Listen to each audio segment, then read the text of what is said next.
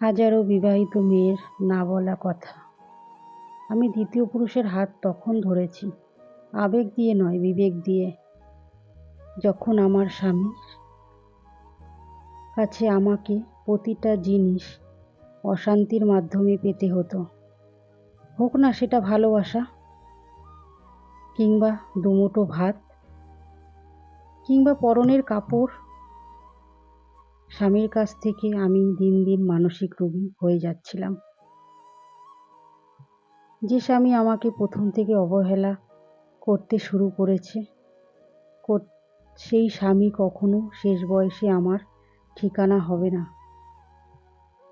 সবেই নাকি বলে মেয়েদের শেষ বয়সের ঠিকানা তার স্বামী, কিন্তু আমার স্বামী তো আমার বর্তমানটাই নষ্ট করে দিয়েছে।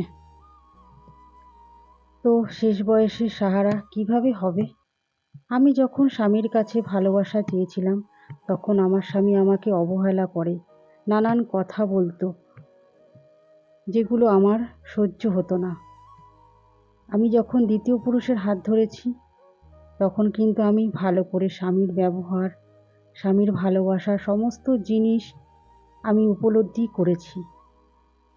তারপরেও জানতে পেরেছি তার মনে আমি বিন্দুমাত্র জায়গা করতে পারিনি। সেই জন্য আমি দ্বিতীয় পুরুষের হাত ধরেছি। তাই বলে এই নয় যে আমার চরিত্র খারাপ ছিল, আমি স্বামীকে ঠকিয়েছি, না, বরং স্বামী আমাকে ঠকিয়েছে। আমাকে যখন সে বিয়ে করে এনেছিল, তখনও সে আমাকে নানান স্বপ্ন দেখিয়েছিল।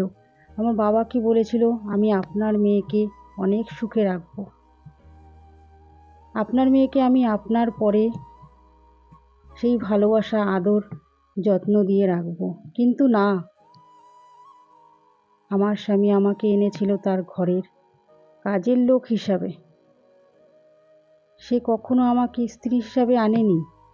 সে যদি আমাকে স্ত্রী ভাবতো তো কখনো তাহলে সে আমাকে কষ্ট দিত না, দুমুঠো ভাতের জন্য অশান্তি করত না, পরনের কাপড়ের জন্য, না ভালোবাসার জন্য। আমার তো অধিকার ছিল তার ভালোবাসা পাওয়ার।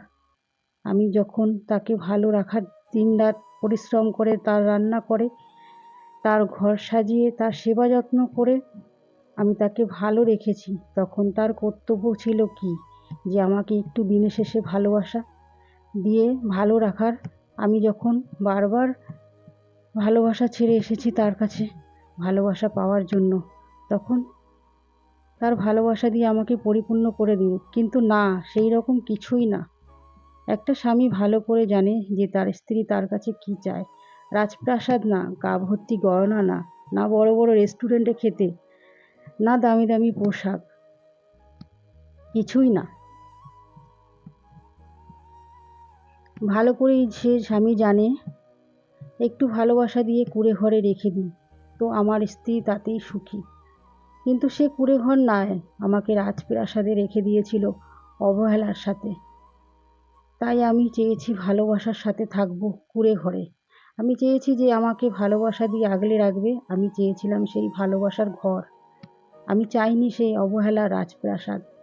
নিজের মন থেকে লেখা এই একটি গল্প। গল্পটা ভালো লাগলে